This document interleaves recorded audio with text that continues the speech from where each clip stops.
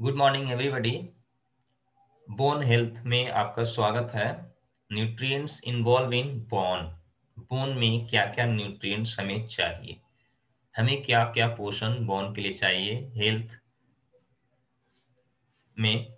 देखिए, बोन में जैसे बोन का structure, growth and remodelling, bone health, osteoporosis, bone health assessment में क्या क्या चाहिए। जैसे nutrients for bone growth, maintenance and repairs, तीनों चीज के लिए न्यूट्रिएंट्स हमें चाहिए। तो पहला है कैल्शियम, फास्फोरस, विटामिन डी और मैग्नीशियम एंड फ्लोराइड। तो ये सब कुछ बोन के लिए हमें चाहिए। विटामिन डी तो अति आवश्यक है हमारे लिए। कैल्शियम, फास्फोरस और मैग्नीशियम, ये सब आवश्यक है। अगर हम लोग देते हैं ये डेली जो हमारी रिक्वायरमेंट है, तो हमारी बोन जो है वो काफी स्ट्रॉन्ग रहेगी, वो वीक नहीं होगी। जैसे हम लोग आगे बढ़ते हैं, बोन स्ट्रक्चर जो है, ये देखिए, ये पिलर्स है सारे। Periosteum, cortical and trabecular bone and bone marrows. तो ये देखिए, ये इस पे बेस्ड रहता है, वो आधारित रहता है। बोन का स्ट्रक्चर इस तरह का होता है, आप लोग बोन को देखे होंगे। इस तरह से यहाँ पे जो है बोन में काफी चीजें हैं। इस सब को मेंटेन करने के लिए मैरो, ये अंदर में होता है मैरो, ये जो होता है ना, ये न्यूट्रिएंट्स कंटेंट को लेता है। Marrow found in flat. और फिर आपका ट्रेविसेकुलर बोन, इसको ट्रेविसेकुलर बोलते हैं, ज्वाइंट को जोड़ता है। और कॉर्टिकल बोन बोलते हैं, जो ऊपर का सतह रहता है। और पेरियोस्टेयम बोलते हैं, जो कहीं कहीं पे आपका मांसपेशियों से जुड़ाव के लिए रहता है।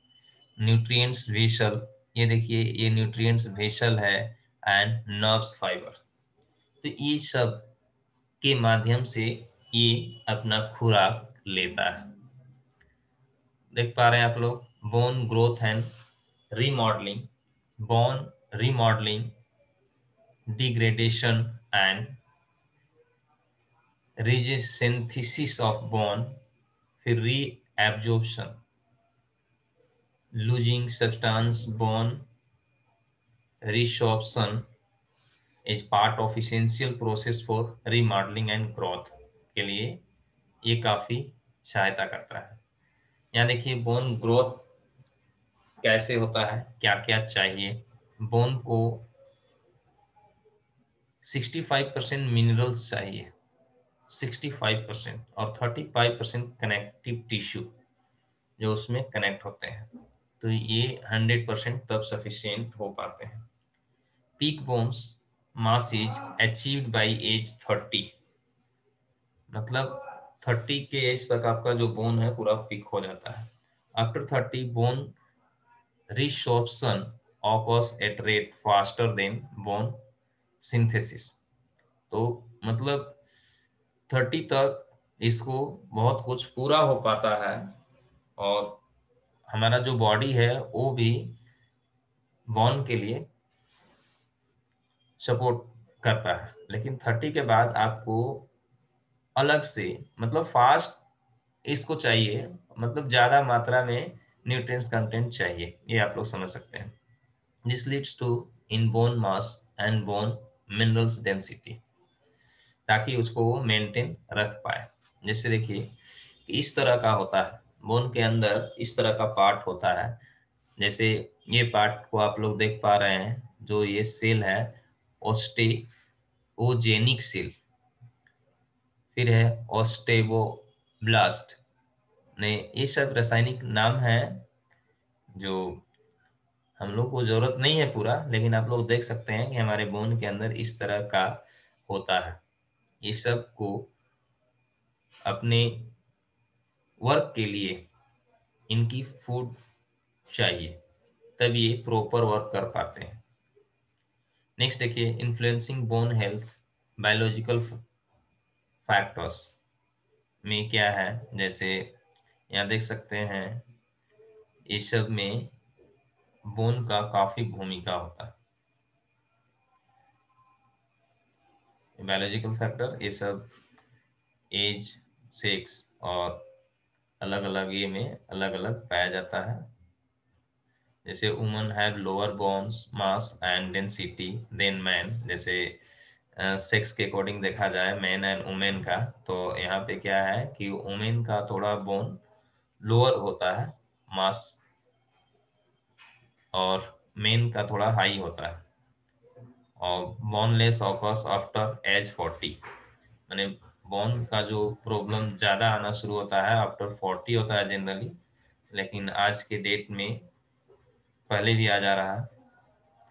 नेक्स्ट आप देखिए बोन ग्रोथ इन विड्थ, कैसे बोन ग्रोथ करता है, इस तरह का होता है बोन के अंदर growth. Bone growth through the process of appositional growth, the formation of new bone on the surface of outer bone and cartilage।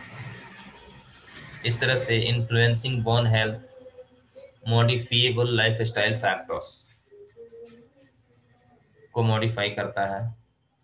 फिर देखिए ये ज्वाइंट है हमारा, ये सब जगह कुछ न कुछ न्यूट्रिएंट्स कंटेंट की रिक्वायरमेंट होती है। जैसे ये ज्वाइंट होता है, ज्वाइंट को ज़्यादा चाहिए, यहाँ पे एक कार्टेज होता है, ये जो होता है, जो आप अगर इसको सही मात्रा में दे पाते हैं तो आपका यहाँ पे जो भी ज्वाइंट है वो मूवमेंट में प्रॉब्लम नहीं होती है, और ये नहीं दे पाते हैं तो मूवमेंट में प्रॉब्लम होती है। जैसे यहाँ देख रहे हैं कि किस तरह से बोन का पावर आता है। जैसे ये जिम करता हुआ इंसान इस तरह से हैंड को अपना ये करता है, तो देखिए बोन का ये सब बोन का भी मसल होता है, मसल मास, ये जब तक नहीं सही होगा तब तक आपका जो बोन है, आपका जो हैंड है वो अच्छे से वर्क नहीं कर पाएगा। तो ये देख पा रहे होंगे आप लोग। फिर ऑस्टेपोरोसिस मतलब प्रॉब्लम कब आती है, low bone minerals density that leads to porous and fragile bone. तो जैसे आप लोग बहुत सारे लोगों को देखते होंगे जहाँ पे क्या होता है कि एज उनका बहुत ज्यादा नहीं है, लेकिन उन लोग को डंडे का सहारा लेना पड़ता है। बहुत सारे लोग देखते हैं तो उनका मिनरल जो है ना, लो बोन मिनरल डेंसिटी, मतलब मिनरल सही मात्रा में नहीं मिल पाता है, तब ये बीमारी होती है। जैसे इस तरह का देखिए बोन का भी इस तरह का होता है। जैसे आप देख पा रहे हैं नॉर्मल बोन है ये, और नॉर्मल बोन इस तरह होता है, और जैसे जिसका वो बीमारी होता है ओस्टेपोरोसिस, तो इस तरह का हो जाता है। आप नीचे देख पा रहे हैं ये क्या होता है, कहीं कहीं ज्वाइंट जो है वो टूटा हुआ है, वो सही से वर्क नहीं कर पा रहा है, ये जुड़ नहीं पाता है। तो ये हम लोग का है स्ट्रक्चर बोन का इंटरनल, जिसको हम लोग ये इस पिक्चर वाइज देख पा रहे हैं। तो यहाँ देखिए कार्टिकल बोन, यहाँ से मैंने जो कार्टेज है वो प्रोड्यूस होता है और चारों तरफ ज्वाइंट में जाता है। ये सारे कुछ है, जैसे ब्लड वेसल, बहन ये बोन में भी ब्लड वेसल होते हैं। देखिए कैसे यहाँ से इस तरह आके ब्लड अंदर की बोन में जाता है। देखिए बोन में कैसे ब्लड जाता है, ये सब ब्लड वेसल है, ब्लड की नसें हैं, आप लोग देख पा रहे होंगे। तो इस तरह से है। ये देखिए बेबी बोन किस तरह से डेवलप होता है, यहाँ पे थोड़ा सा फिगर में दिखाया गया है। इस तरह से ब्लड वेसल होते हैं, सारे मिनरल्स जाते हैं, तो बेबी बोन इस तरह से डेवलप होता है। देखिए इसमें और क्या क्या फैक्ट होता है, जैसे ये होता है तो यहाँ पे 9.1 यूएस का ये आंकड़ा लिया गया है 2010 में। तो ये जो बीमारी आती है वो 9.1 मिलियन वुमेन में इस तरह का समस्या आता है, और यहाँ 2.1 मिलियन मेन में। तो ये समस्या देखा जा रहा है कि ज्यादातर लेडीज में आई है, यूएस का 2010 का रिपोर्ट है। और यहाँ पे जैसे बोन फ्रैक्चर देखा गया है, तो 1.5 million bone fracture per year हुए हैं और 3 लाख ब्रोकन हिप्स। मतलब जिनका जो फ्रैक्चर होते हैं, जिनका थोड़ा सा चोट में वो टूट जाते हैं, तो वो क्या होता है, इनको ये परेशानी होती है जिसके कारण वो थोड़ा सा ये में ब्रेक हो जाता है। जैसे सिग्निफिकेंस ऑफ हिप फ्रैक्चर, माने हिप फ्रैक्चर मतलब उनका कमर का हड्डी किसी बहुत सारे लोगों का देखते हैं कि टूट जाती है। मैंने चोट लगा तो कहीं और नहीं, तो वहां पे टूटने का मेन प्रॉब्लम क्या होता है, और लो डेंसिटी। तो loss loss of mobility, loss of independence, need for long term care का जरूरत पड़ जाता है। तो ये सब परेशानियां आती है।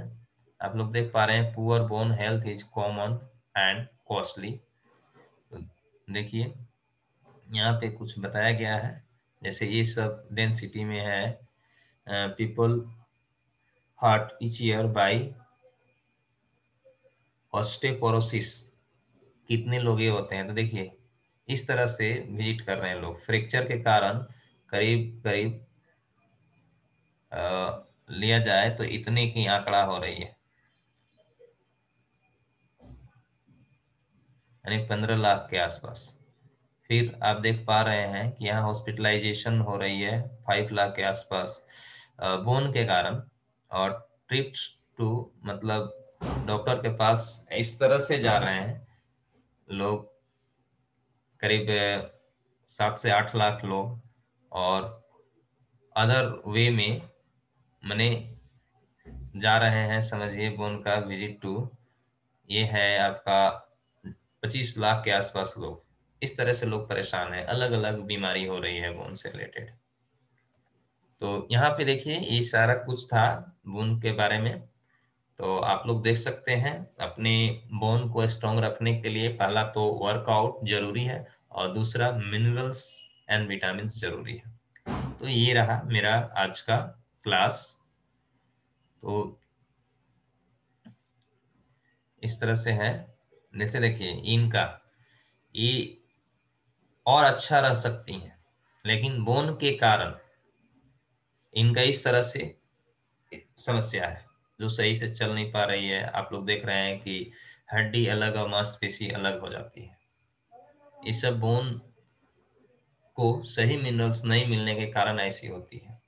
और आप लोग देखते हैं ओल्ड एज में बहुत सारे लोग उठ बैठ नहीं पाते हैं, तो बोन से रिलेटेड बहुत सारी समस्या आती है। इस तरह का जैसे बोन, जैसे पहला तो एक होता है रीढ़ की हड्डी, हमारा जो ये देख पा रहे हैं, तो ये अगर आप इस तरह देखिए, बुढ़ापे में इस तरह की हो जाती है, और यंग में इस तरह, ये यही है जो यंग में इस तरह है और यहाँ पे इस तरह है। तो ये मिनरल्स की कमी के कारण आप बुढ़ापे में भी सीधा रह सकते हैं, चल सकते हैं, अगर आप मिनरल्स की रिक्वायरमेंट को पूरा करते हैं तो इस तरह से परेशानी आती है, ये झुक जाती है, इसीलिए लोग आगे की ओर झुकते हैं। तो ये रहा।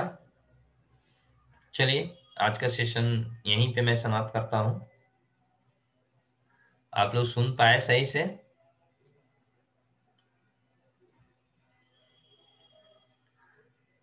आवाज क्लियर आ रही थी? जी सर, आवाज क्लियर आ रही। अच्छा, सुनगुल मैम तो नहीं सुन पाई होगी सही से लगता है।